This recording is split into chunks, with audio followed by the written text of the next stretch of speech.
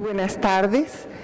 Pues damos inicio al segundo foro que estamos dedicando a revisar la producción bibliográfica del Instituto Nacional de Estudios Históricos de las Revoluciones de México en su 60 aniversario. Y el día de hoy pues toca ver cuál ha sido la producción de la institución en el tema de la reforma.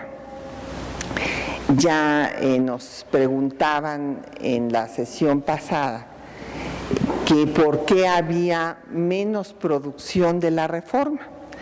Y bueno, pues tienen razón, o sea, primero que nada hay que recordar que la mayor parte de los 60 años de vida de la institución se especializó, y esa fue su gran aportación, al rescate de la Revolución Mexicana, a rescatar sus documentos, los testimonios de los protagonistas. Bueno, aquí tenemos a nuestros fundadores que estamos rindiendo homenaje en este 60 aniversario, y esa fue la gran aportación de ellos, el cobrar conciencia de que no podían perderse los documentos de la Revolución, un proceso que en ese momento, hace 60 años, no era estudiado como parte de la historia de México todavía.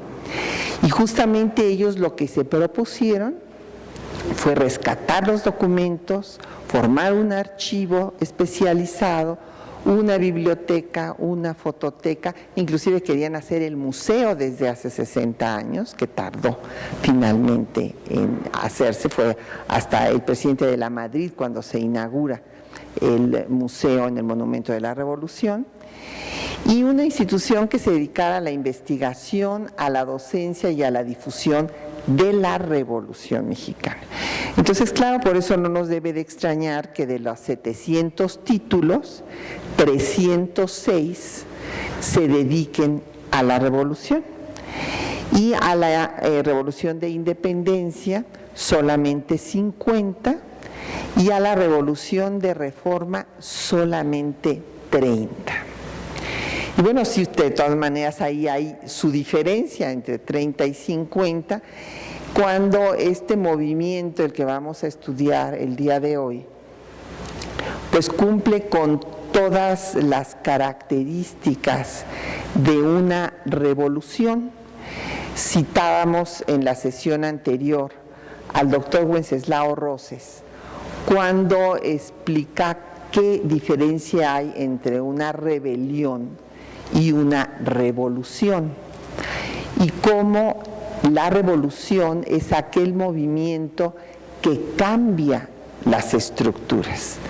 En la Revolución de Independencia desapareció con esta revolución la Nueva España y surgió una nueva entidad jurídica que fue primero el Imperio Mexicano y después la República de los Estados Unidos Mexicanos. Y con la Revolución de Reforma, que ha pasado a la historia con ese nombre modesto de Reforma, pues hay cambios de estructura fundamental. Si vemos en el ámbito político, no solamente se da la consolidación de la República frente al Imperio, del federalismo frente al centralismo, sino que desaparece el Estado confesional y surge un Estado laico.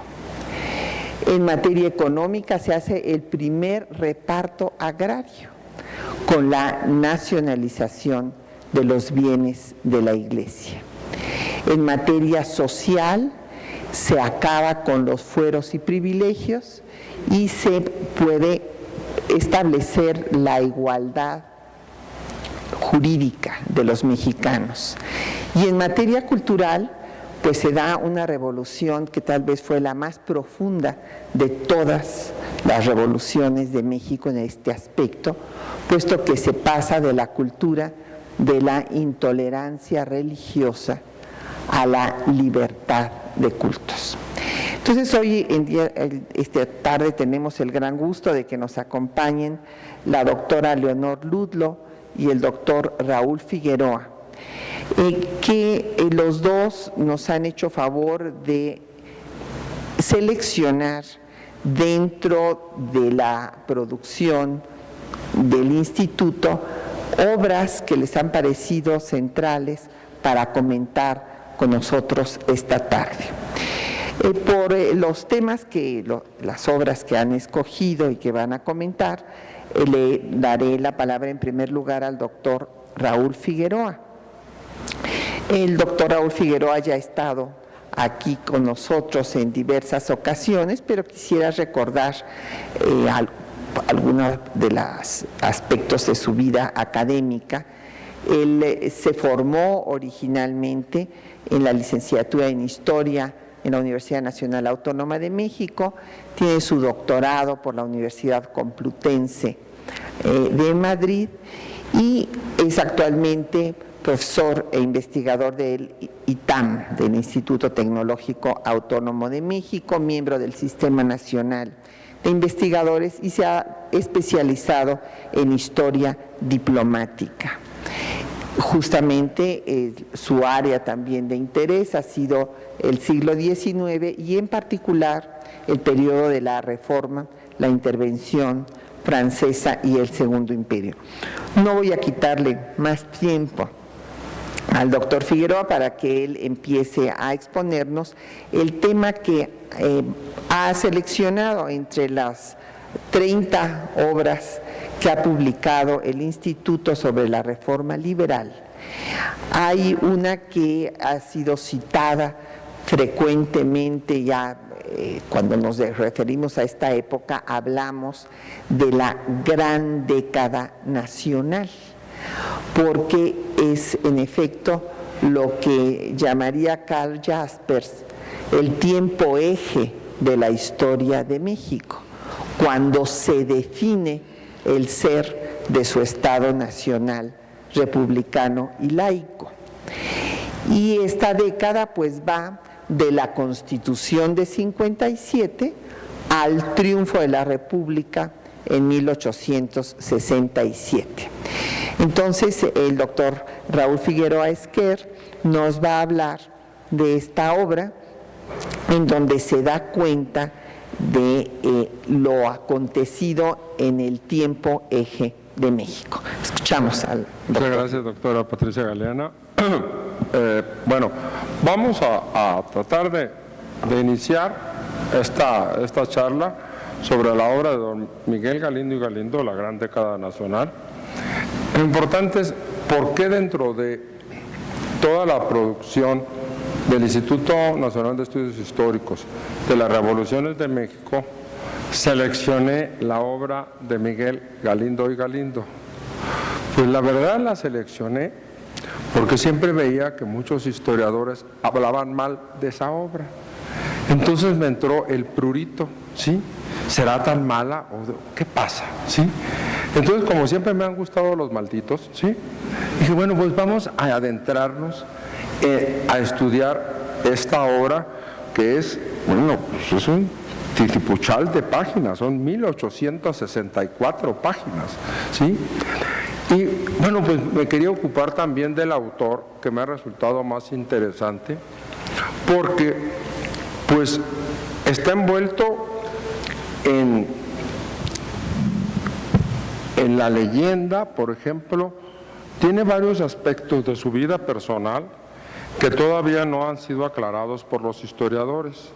Una, pues para mí fundamental, es partiendo su fecha de nacimiento. Algunos apuntan que en 1857 y otros 1854. Cuando ya no me cuadra, cualquiera de las dos fechas que aceptemos, cuando ya no me cuadra es que participó en la batalla del 5 de mayo de Puebla. Digo, pues cualquiera de estas fechas sería un niño, ¿sí? Entonces, bueno, aquí ya esto invita a una mayor investigación, que se las prometo lo voy a realizar. Es decir, investigar, bueno, ¿qué pasa con este señor? ¿Quién es don Miguel Galindo y Galindo?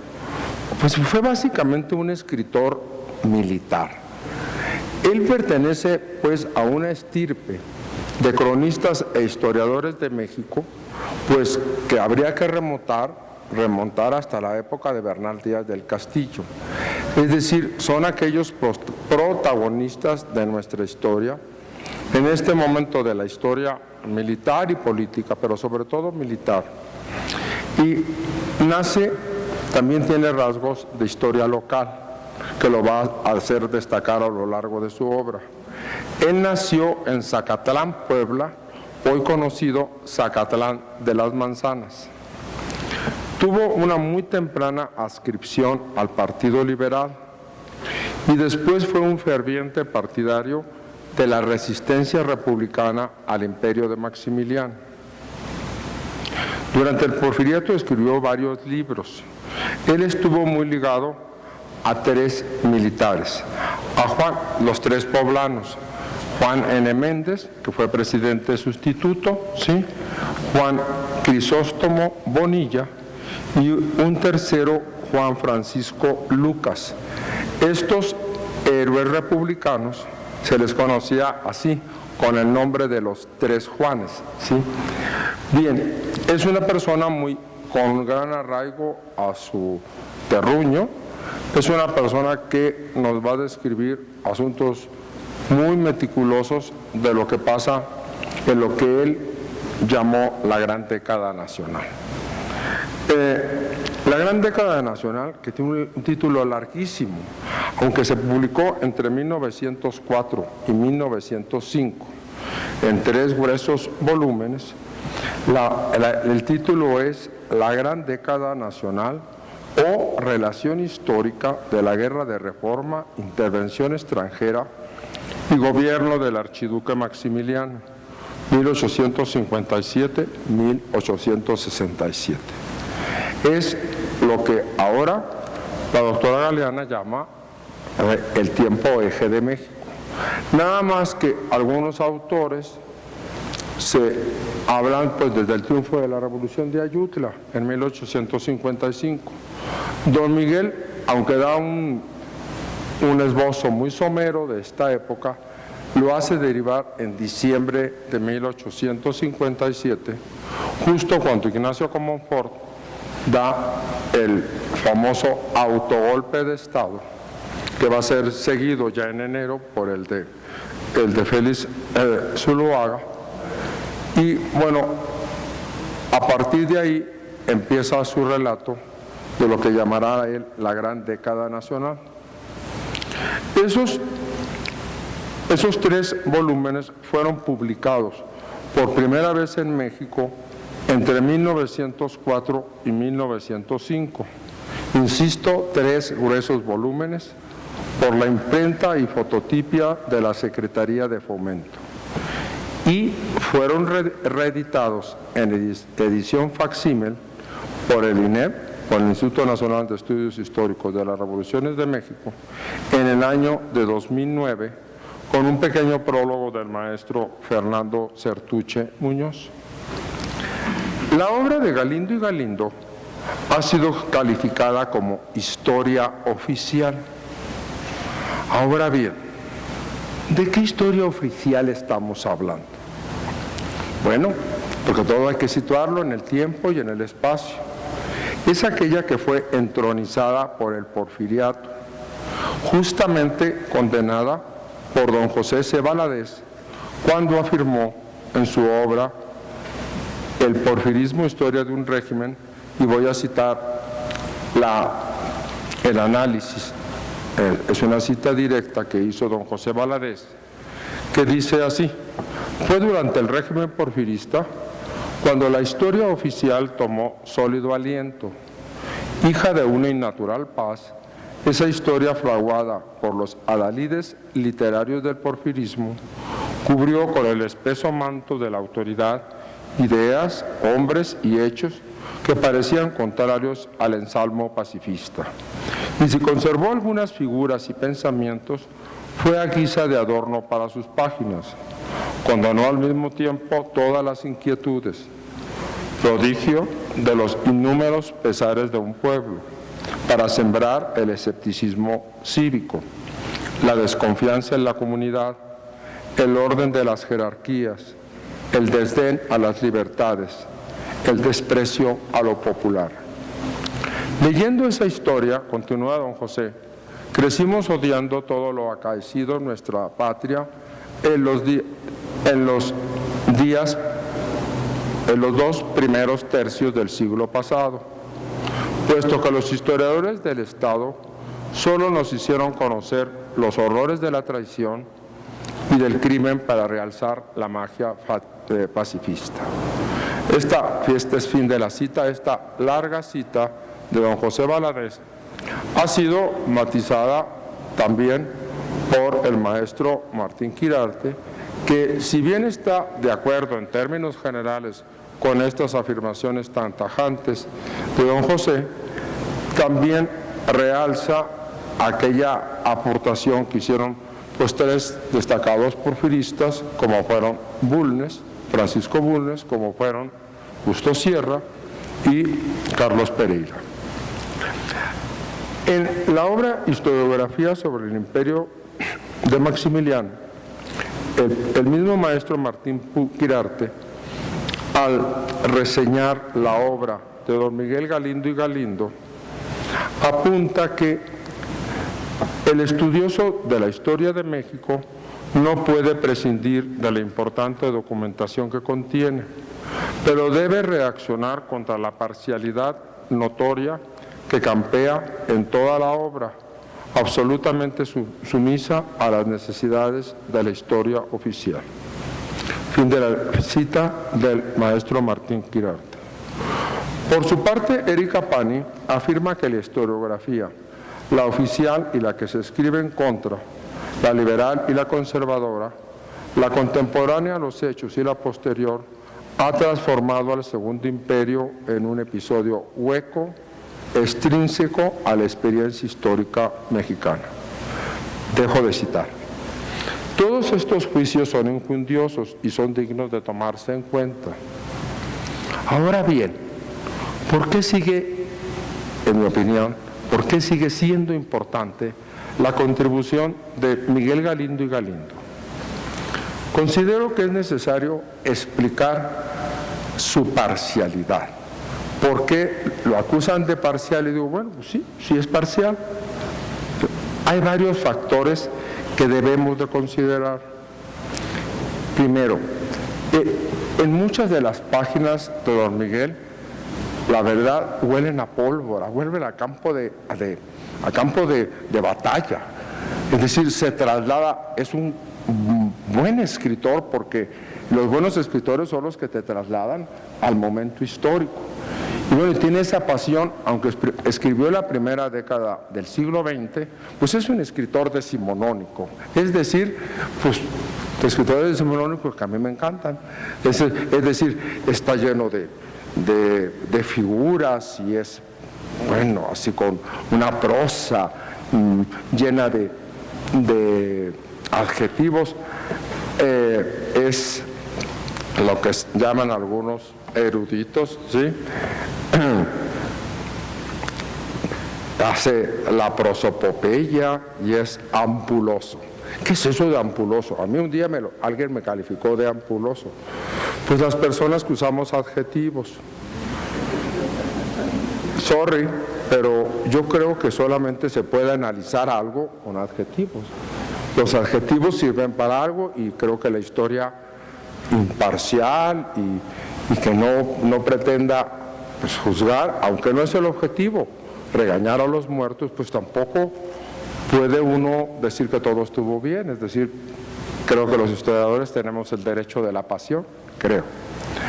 Bueno, hay que explicar la parcialidad y hay varios factores que debemos de considerar. El hecho que el autor se nutrió y escribió muchas de sus páginas con los testimonios de los actores mismos, sobre todo de la guerra de reforma. Es decir, estos militares a los que él se dirigió, él fue colaborador e hizo algo que ahora parece muy novedoso, la famosa historia oral. Es decir, Galindo y Galindo se documentó de los testimonios y de los archivos privados de estos militares. Ahora, siguiendo esta trayectoria ideológica y siendo él pues, un liberal convencido, no nos resulta extraño, es decir, me parece muy claro, pues la indignación que le producen muchos de los hechos que pasaron durante esta década. Ejemplo, las terribles matanzas que llevaron a cabo Márquez y Miramón, se la echan uno al otro, que sí quién fue el culpable. Bueno, entre uno y el otro, esas matanzas de Tacubaya, llevadas a cabo en abril de 1859. También se nota la indignación de Galindo y Galindo al relatarnos pues, el horroroso asesinato, porque ahí no podemos hablar de otra forma, de Melchor Ocampo, así como las bárbaras ejecuciones de Santos Degollado y Leandro Valle.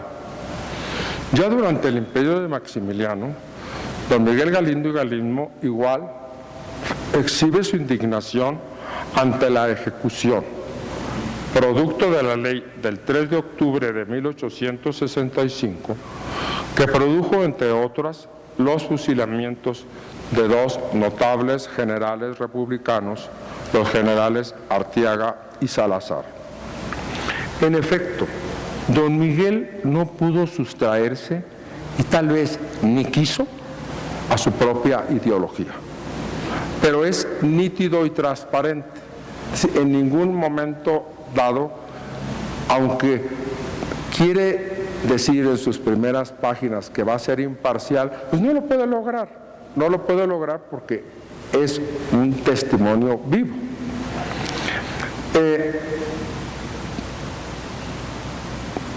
Tiene un sentido de la justicia y por lo tanto pues condena estos crímenes, ¿sí? Estos crímenes contra los liberales. Pero además creo que también deberíamos de señalar el momento histórico en que don Miguel escribe su obra. La obra la escribe entre 1904 y 1906, es decir, son las postrimerías del Porfiriato. Y ciertamente la obra va a salir publicada por la Secretaría de Fomento, por la imprenta de la Secretaría de Fomento. Hay una circunstancia que a mí me ha ayudado a entender la obra de Galindo y Galindo. ¿Cuál es? El resurgimiento de un clero político. ¿Qué entiendo por clero político? Aquel clero que no se limita a cumplir con las funciones de su ministerio, sino a introducirse en la cosa pública y a ganar espacios que son inadmisibles en un Estado laico. Don Miguel trató de combatir a ese clero político a través de su obra. Esa es mi interpretación. En efecto, sabemos que figuras del alto clero mexicano del Porfiriato, como Monseñor Ignacio Montes de Oca de Obregón, obispo de San Luis Potosí, Eulogio Gilo, obispo de Oaxaca, obtuvieron papeles prominentes dentro de la estructura del poder porfirista ya en esta última década. La influencia del primero, es decir, de Montes de Oca y Obregón, fue denunciada por el Partido Liberal Mexicano, concretamente por Camilo Arriaga y por los hermanos Flores Magón. Considero pues que Galindo y Galindo reaccionó contra lo que consideraba una traición a la Constitución de 1857 y a las leyes de reforma. Todo esto nos puede llevar a considerar que, con todo lo autoritario que fue el régimen porfirista, de ninguna manera fue un régimen totalitario en que no se permitiesen distintos puntos de vista Y en estos años pues vemos un resurgir de ciertos liberales que, guardando todas las consideraciones a Díaz, ¿no?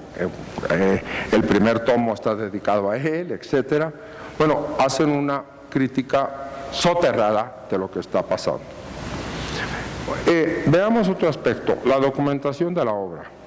Sin lugar a dudas, la documentación es sólida. Destaca mucho la consulta de los diarios liberales del siglo XIX. Los más importantes son el Partido Liberal, el siglo XIX, el diario francés Le Trait d'Union, la Estafeta, el diario oficial y el Constitucional. Como ya dije, tuvo acceso a archivos particulares de los generales Méndez, Bonilla y Lucas. También utilizó el archivo histórico del que entonces se llamaba Ministerio de Guerra y Marina, hoy Archivo Histórico Militar Mexicano, es el archivo de la Secretaría de la Defensa Nacional. Sin lugar a dudas, las fuentes secundarias más importantes que utilizó fueron el tomo quinto de México a través de los siglos y, paradójicamente, la obra de Francisco de Paula de Arangois, el conservador y clerical más furibundo de su época. ¿Pero por qué lo utiliza don Miguel? Porque él le da el panorama de los intervencionistas mexicanos y el panorama europeo. ¿Qué podríamos decir sobre el legado de la obra de Galindo y Galindo? Estas 1864 páginas, que podemos seguir muchas fuentes porque está muy bien anotado para la época, está bien anotado. Simplemente es una historia parcial, simplemente nos sirven sus citas de periódicos o de documentos. Por supuesto que todo esto sirve, pero sirve también para entender una mentalidad, ¿sí? Es la mentalidad republicana, laica, de los que creyeron en el triunfo de la República Liberal. Y creo que entendiendo este pensamiento no les podemos pedir aparte que sean imparciales. Muchas gracias.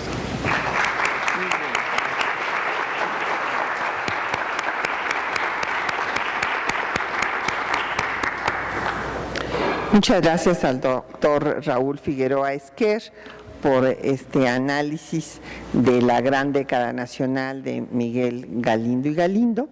Y vamos a escuchar ahora a la doctora Leonor Ludlow. Quisiera también brevemente señalar algunos datos de su carrera académica. Ella es doctora por Ciencias Sociales por el Colegio de Michoacán, es investigadora del Instituto de Investigaciones Históricas de la Universidad Nacional Autónoma de México, miembro del Sistema Nacional de Investigadores nivel 2, imparte cursos también en la propia Facultad de Filosofía y Letras, en el posgrado, en la Facultad de Economía, en fin, y su línea de investigación es la historia económica. O sea, es muy interesante que nuestros dos ponentes pues no se han especializado en historia política, que es lo que más se ha publicado ciertamente en el instituto, sino en historia diplomática, el doctor Raúl Figueroa, que es una parte, una extensión de la historia política, pero en el ámbito internacional, y la doctora Leonor Ludlow en la historia económica. No voy a leer aquí la bibliografía tampoco de ninguno de los dos porque es muy extensa, pero me gustaría destacar obras que tienen en particular vinculación con la reforma, como un artículo sobre los beneficiarios de las leyes de desamortización en la Ciudad de México, que fue de los lugares donde se aplicó, porque hay otros en donde nunca se aplicó la ley Lerdo, por ejemplo, como Morelos. Y México hacia 1858, su situación económica. La doctora Ludlow nos va a hablar de otra de las obras publicadas por el Instituto Nacional de Estudios Históricos de las Revoluciones de México sobre la reforma liberal, que es la dedicada a don Sebastián Lerdo de Tejada.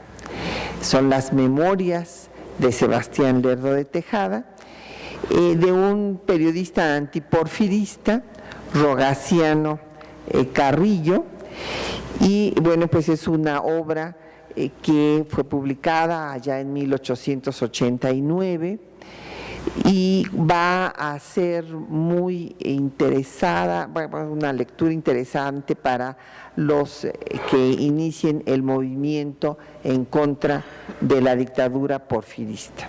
Entonces, pues vamos a escuchar. También, claro, perdón, nos va a comentar dos obras. La otra obra es la biografía de Sebastián Lerdo de Tejada, de Frank Knapp, que es, bueno, pues la biografía clásica de Sebastián Lerdo de Tejada, liberal que va a dar rango de constitucional a las leyes de reforma y a ponerlas en práctica hasta sus últimas consecuencias, expulsando incluso a las Hermanas de la Caridad, que no había expulsado Juárez porque se dedicaban a la humanidad doliente, y bueno, frente a la intervención francesa, pues era el trabajo de las enfermeras fundamental. Pero pues vamos a escuchar entonces a la doctora Leonor Ludlow. Bueno, pues agradezco mucho a la doctora Galeana, me da mucho gusto estar con Raúl de nuevo, que hace rato que no nos veíamos, y les agradezco su presencia. Bueno, yo creo que es muy importante destacar esto que decía la doctora Galeana, la otra gran revolución que normalmente se nos olvida o no tratamos como tal, que es la revolución de la reforma, es decir, realmente los cambios, el nacimiento del México moderno, la formación del Estado, la formación de un Estado laico, los principios, la aplicación, la puesta en práctica de los principios de economía política moderna, digamos, de un liberalismo, e incluso los esfuerzos por aplicar o introducir un liberalismo, bueno, simplemente los derechos individuales que no habían introducido, no estaban presentes en ninguna otra constitución, las discusiones que hubo en el Congreso Constituyente sobre la libertad de cultos, la tolerancia religiosa, la libertad de ideas, la libertad de la propiedad. Eso es la reforma, ¿no? Eso es la reforma que normalmente a veces la constreñimos solamente a las leyes juaristas en Veracruz, pero en realidad la reforma, desde mi punto de vista, es un movimiento muy amplio, como decía hace rato Raúl, que abarca prácticamente desde la caída de la dictadura santanista y la puesta en marcha de un proyecto alternativo de cambio económico y de cambio político que tenía una generación, que es la generación liberal y que conocemos normalmente como la generación de la reforma. Ahora, este grupo, digamos, esto que sí me parece que es un cambio revolucionario importante porque trastoca por fin, digamos, se rompen las antiguas formas de gobierno, empieza a haber un cambio institucional desde varios puntos de vista, obviamente a nivel legislativo, que se va a prolongar por muchos años. Hay muchas etapas en esta transformación del México liberal, que va a dar pie a nuevas leyes, a nuevas legislaciones que van a sustituir finalmente, después de más de 50, 60 años, a las ordenanzas y al sistema legal que había prevalecido en la reforma. Entonces, creo que desde muchos puntos de vista, si se quiere como un movimiento social, si se quiere ver desde el punto de vista institucional, la reforma es realmente una revolución muy profunda en el México del siglo XIX. Es decir, algunos otros incluso dicen, bueno, creo que es Bulnes, a ver si no me equivoco, que dice que es el periodo de la segunda independencia, sobre todo después del fusilamiento de Maximiliano. Entonces, desde muchos momentos, desde muchos actores, desde muchos niveles, la reforma constituye un cambio sustancial para lo que había sido el México posindependiente. Por eso se hace siempre un corte en todo esto. Ahora, en la reforma misma, como señalaba hace rato Raúl, bueno, tiene distintos momentos y distintas etapas. Tiene una etapa, digamos, en donde se va organizando, se va unificando un grupo alrededor de una figura central, como es Benito Juárez, que es el periodo de la formulación de los principios, de las ideas y de las metas que quedan plasmadas en la Constitución. Tiene otro digamos, otro periodo que es lo que algunos han llamado el liberalismo militante, los periodos de guerra y de lucha, tanto por la independencia de México como por la puesta en marcha de estos principios, evitar volver atrás contra todo lo que ellos llamaban, obviamente, el movimiento de la reacción para acabar con lo que eran los principios liberales.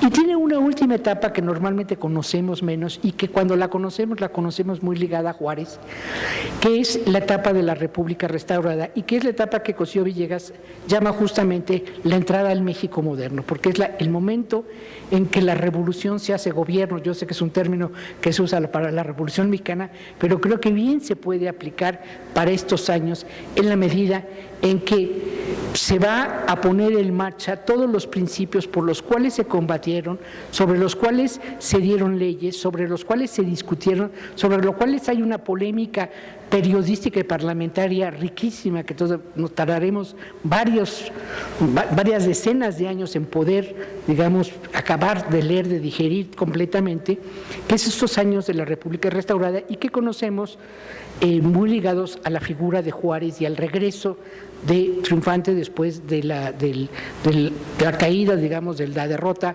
al imperio de Maximiliano. Menos conocemos la otra figura que es Juárez, fallece, de un personaje que va a estar ligado a Juárez todo el tiempo, que es Sebastián Lerdo Tejada.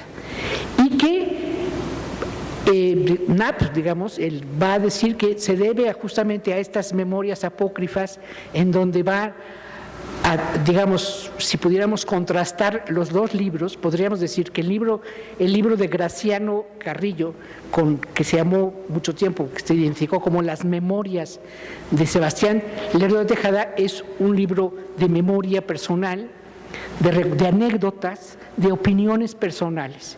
Y como en realidad es un libro excelente, si pretendiéramos hacer un estudio sobre el rompimiento del grupo liberal, es decir, de qué manera, unos han fallecido, otros han sido asesinados, pero los que sobreviven a este periodo, los que están todavía presentes en la lucha política, en el Congreso, una vez que ha fallecido Juárez, que era el elemento unificador, lo que hacen estas memorias es ponerlos en evidencia a unos y a otros.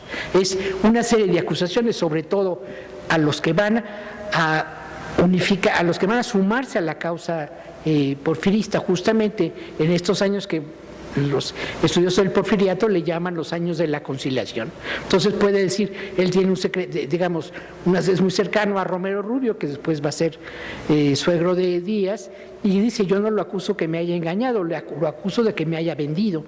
Y más o menos ese tipo de afirmaciones van a lo largo de todo el libro, ¿no? Entonces es un libro que, visto desde otro punto de vista, sirve perfectamente para entender cómo después de tantos años de lucha, después de tantos años de unificación y de identificación en un combate común, el poder, por así decir, las cuestiones del poder que se van dando, sobre todo que se acentúan más para el periodo después de la muerte de Juárez, y que obviamente lo que van a separar, a grosso modo, lo que nosotros distinguimos es entre los civiles y los militares, o sea, entre Lerdo y Porfirio Díaz, entre el centro de la Ciudad de México y Oaxaca, etcétera. Se ha distinguido de muy distintas maneras, la provincia, si quieren.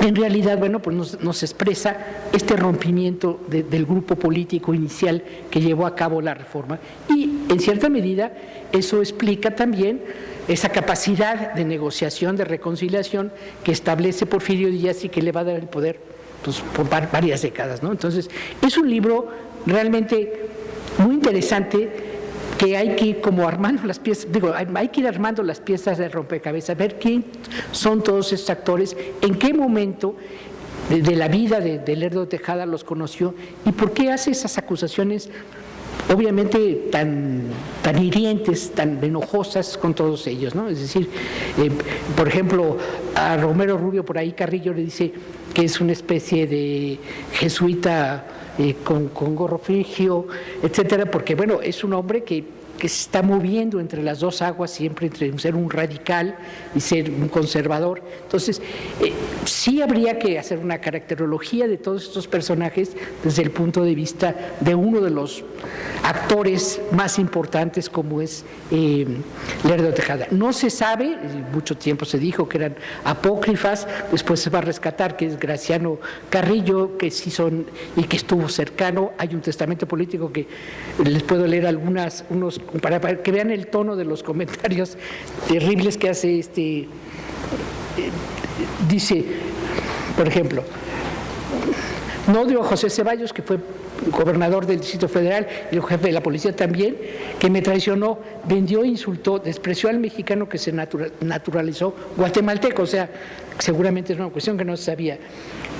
No odio a Villada, que era el gobernador del Estado de México, que especuló con mi nombre, despreció a José Vicente Villada, que en público recibe palizas y en lo privado apalea a su mujer. Digo, ese tipo de acusaciones pueden ver muy hirientes, muy, ¿cómo se llama? Viperinas, por decirlo rápidamente. Que no odio a Bablot, que era un periodista importante, que ha hecho de la venalidad una música. No, esta es una parte de la parte final de su texto, pero todo el libro es así. No dio al señor Mariscal, que era el ministro de Relaciones Exteriores, que ha hecho de la música una diplomacia. No dio a Pedro Baranda, que fue ministro de Justicia y también luego tuvo que ver en Educación, que es un pobre de espíritu. No dio a Joaquín Barata, que era el otro, el hermano, que es un espíritu pobre, aunque malo. Así más o menos es el tono que va hablando de sus contemporáneos políticos que lo desconocen, lo dejan caer después en el momento de la revolución de Tuxtepec y lo desconocen de tal manera que se pasan a las filas del porfirismo sin menguar, sin haber ningún otro elemento. Entonces, obviamente hay una carga emocional muy fuerte en el libro y me parece que es un testimonio importante y que qué bueno que había una edición en 1889 y que muchos años después prácticamente se reedita con una muy buena introducción de Lujambio y te presenta tanto a Carrillo como presenta lo que es el Lerdo de Tejada. Entonces es realmente un documento de primera mano importante que contrasta con el libro de Knapp. Knapp es un estudioso de la Universidad de Texas, es muy posible que haya sido esta una tesis de doctorado, como se publicaba en aquellos años. El libro, dense cuenta que es el único estudio que hay sobre el Lerdo de Tejada, es realmente más una biografía que un balance de su gobierno, es la biografía de uno de los últimos ilustrados, ¿cómo se llama?, que viven en México, como es Sebastián de Lerdo de Tejada, que se publica en los años 51, que 10 años después traduce la Universidad Veracruzana en memoria, obviamente, de los jalapeños ilustres como es Lerdo de Tejada, y que afortunadamente en los años 50 años después publica de nuevo, reedita el INERM. Entonces, obviamente, son dos publicaciones muy bien recibidas que nos permiten contrastar la vida de un personaje destacado y de una época primordial para la historia de México.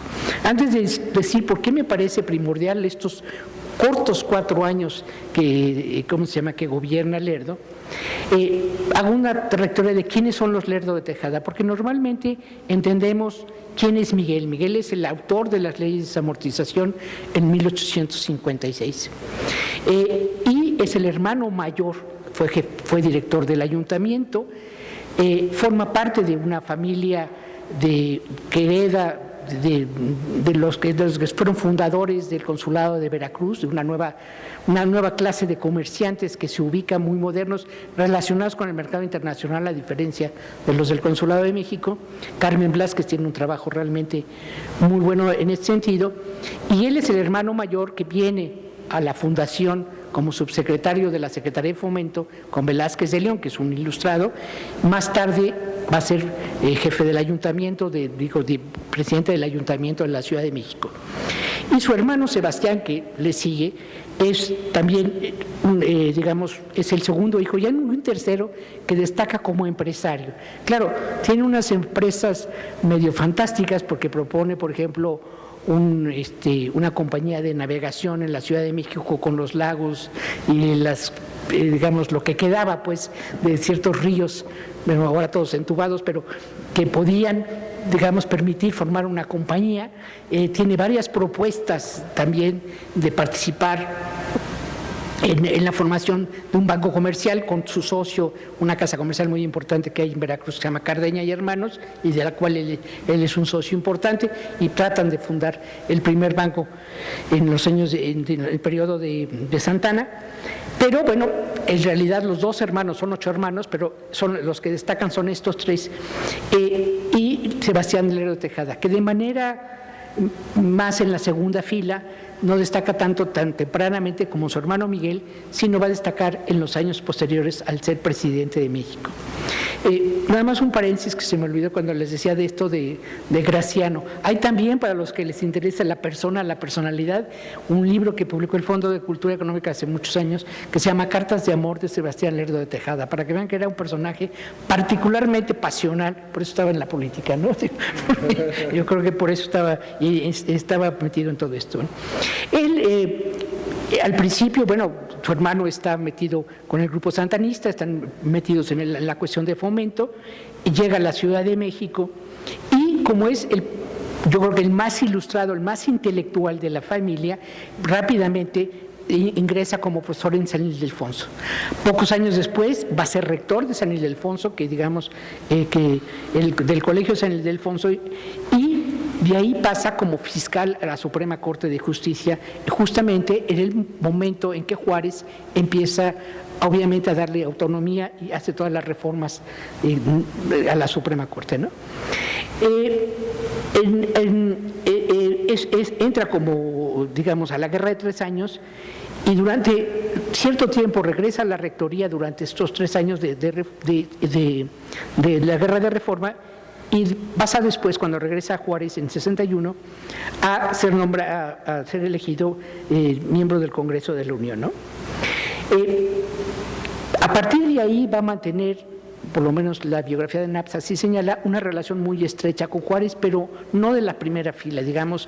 Seguramente se convierte en uno de los, no lo dice Naps así abiertamente, pero en uno de los grandes consejeros, y obviamente como era un hombre muy ilustrado, una talla intelectual muy importante, Juárez se apoya, digamos, como se apoya en otros, como se apoya en Matías Romero, como tiene un grupo de asesores y realmente importantes para una serie de cuestiones.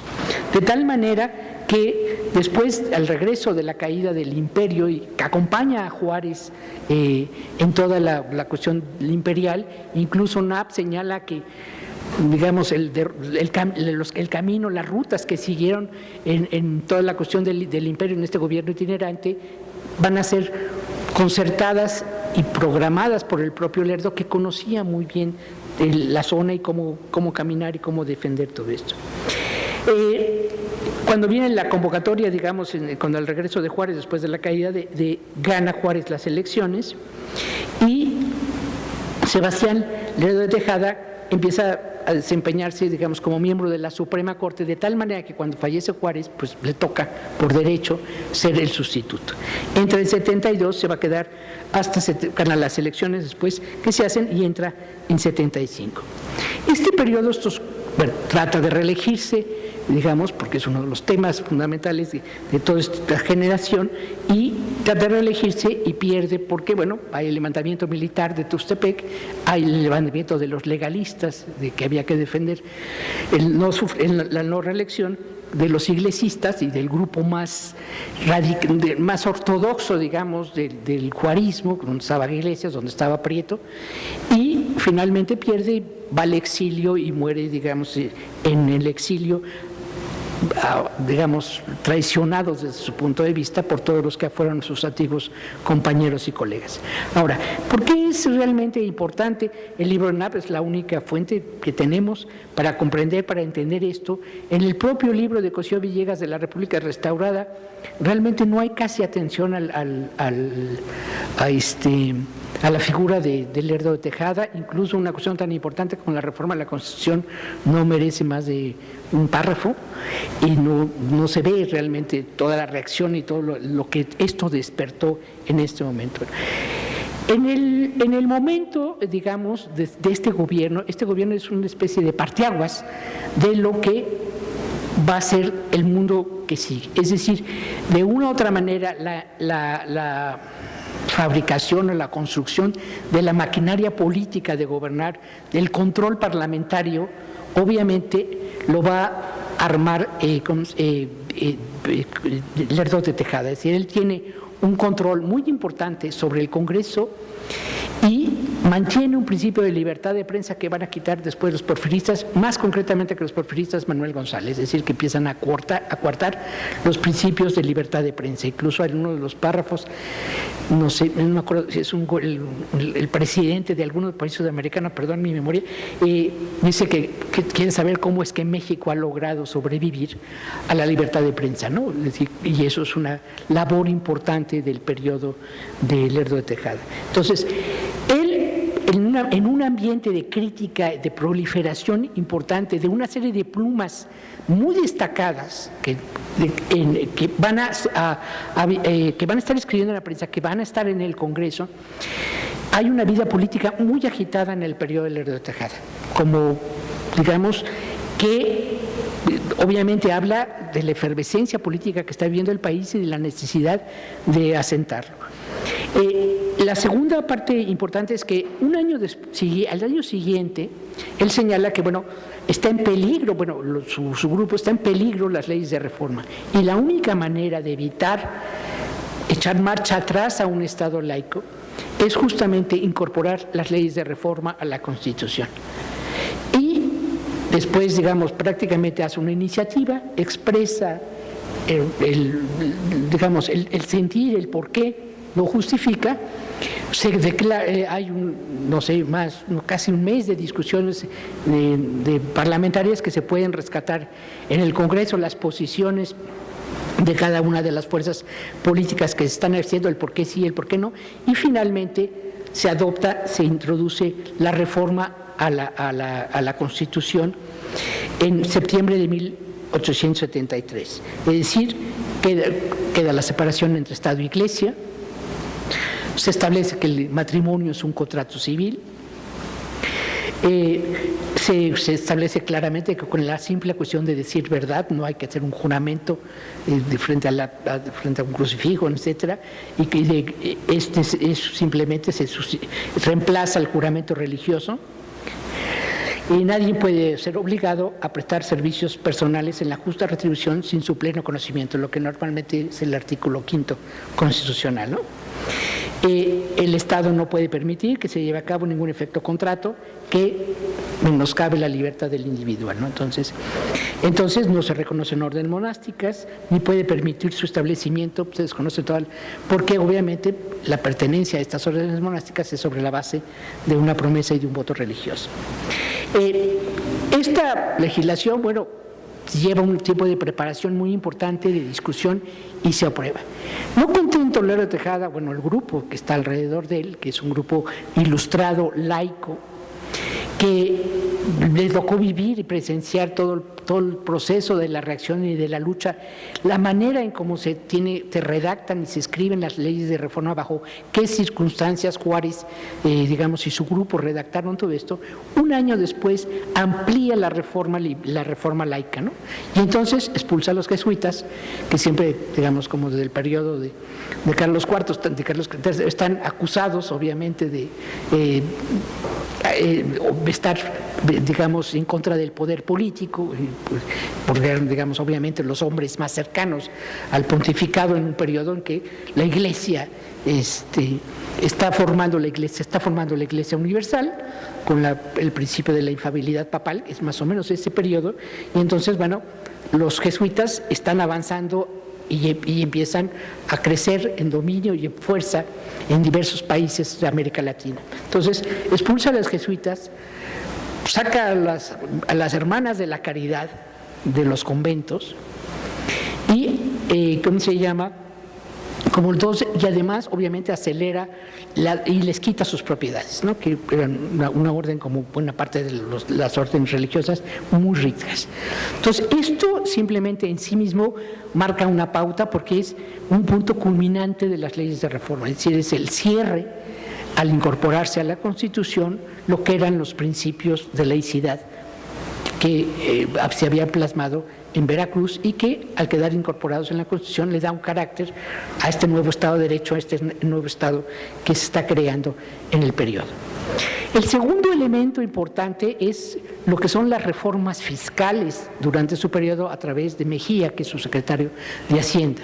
Él va a quitar a Matías Romero porque lo tienen en Estados Unidos, obviamente tiene que vigilar las relaciones que hay con los norteamericanos, él es con toda la cuestión de la deuda y lo que hay pendiente, y lo que va a establecer son avances importantes en materia de reorganización financiera, porque hereda de la parte de los ilustrados, de la época de la Ilustración española, la idea de que buena parte de los problemas de atraso, buena parte de los problemas, digamos, de la ineficiencia, es un problema de ineficiencia administrativa.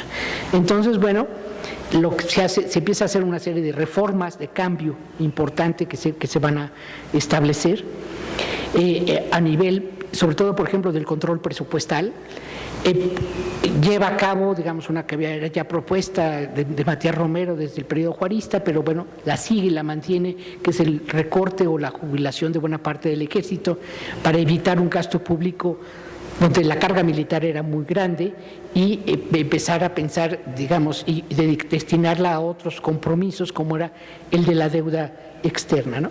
Entonces, la otra es poner en práctica la ley del timbre, que sustituye al papel sellado, que era un impuesto colonial, y que, bueno, hasta hace pocos años, varios de nosotros conocíamos que era el timbre que traían los cigarros, que traían las bebidas alcohólicas, etcétera, etcétera, ¿no?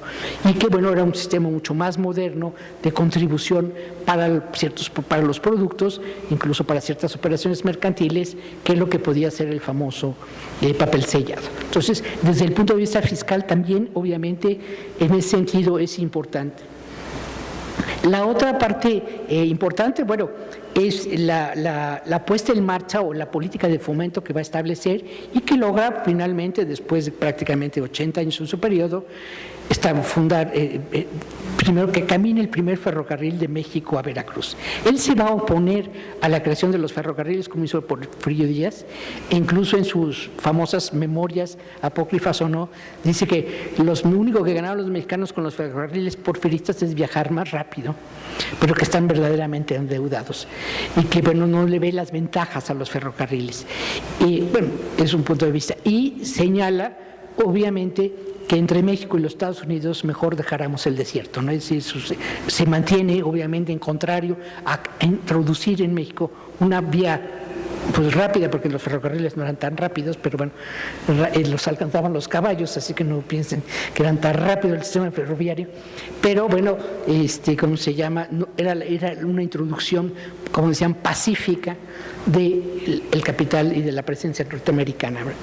El otro elemento es el elemento educativo, que quizá ahí hay cosas sueltas, trabajos sueltos, que habría necesario hacer un balance sobre lo que es la aplicación de ciertos principios importantes del liberalismo que habían estado desde el 61 y que no habían podido ser llevados a la práctica, el establecimiento de un sistema de educación pública, que empieza a formarse, que después, bueno, el Porfiriato le va a llamar escuelas nacionales, pero recuperar las escuelas profesionales y el papel del Estado en la instrucción, ¿no? Que el otro elemento para, digamos, también contrarrestar la fuerza de la Iglesia Católica, que lo acusan mucho los grupos católicos, es la entrada del protestantismo. Es decir, no solamente discutir la cuestión de la tolerancia religiosa, la aplicación de la libertad de culto, sino promover justamente frente a esta iglesia imperial que se está formando con el principio de la infalibilidad papal, la presencia de lo que nosotros ahora conocemos como la entrada de los protestantismos históricos en México, que más o menos que empiezan en el periodo del Lerdo de Tejada.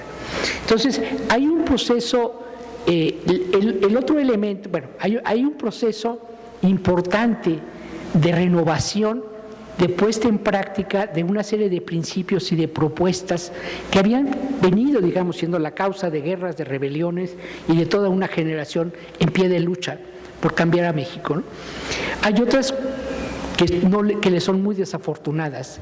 Es decir, por ejemplo, la alternativa de buscar alianza con los intereses ingleses, bueno, para la negociación de la deuda, y que despierta el encono de los grupos de comerciantes españoles que van a ser sus grandes enemigos, ¿no?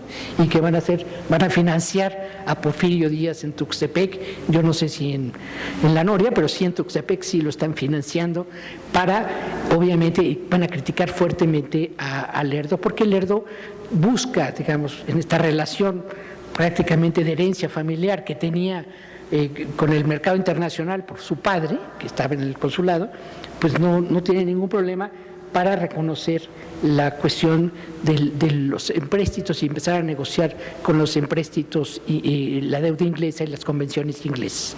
Esto obviamente le trae muchas críticas porque, bueno, los grupos más tradicionales del liberalismo van a decir justamente que, bueno, había que poner en tela de juicio la legitimidad de estas reclamaciones de países que habían sido agresores, ¿no? Entonces, esto también va a ser un problema muy serio para él. El otro es, obviamente, la reacción de los católicos, que va a ser lo que, bueno, Jan Meyer le llama la primera cristiada, es decir, los movimientos agrarios en contra de la aplicación de las leyes de la ejecución, digamos, porque con esta segunda disposición, donde va las hermanas de la caridad y la expulsión de las jesuitas, establece una cosa que después va a ser el artículo 27 constitucional de 1917, en donde los templos y los conventos son propiedad de la nación.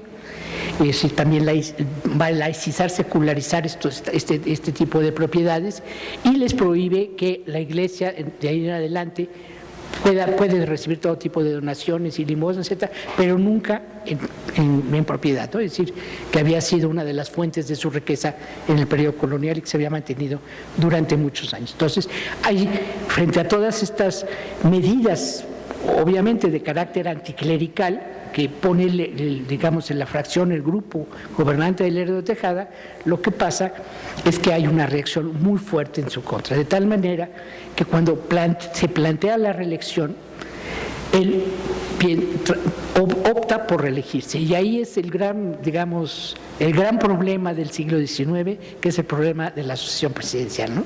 Y que se va obviamente, digamos, no va a tener solución, no va a encontrar solución en el siglo XIX.